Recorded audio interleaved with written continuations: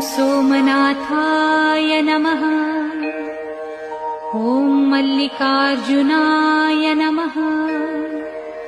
ॐ महाकालेश्वराय नमः।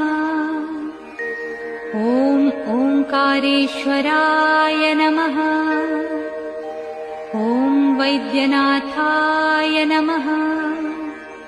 ॐ भीमशंकराय नमः। ॐ रामेश्वराय नमः।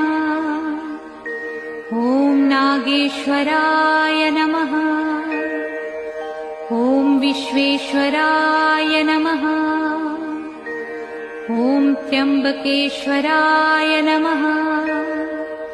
ॐ केदारेश्वराय नमः।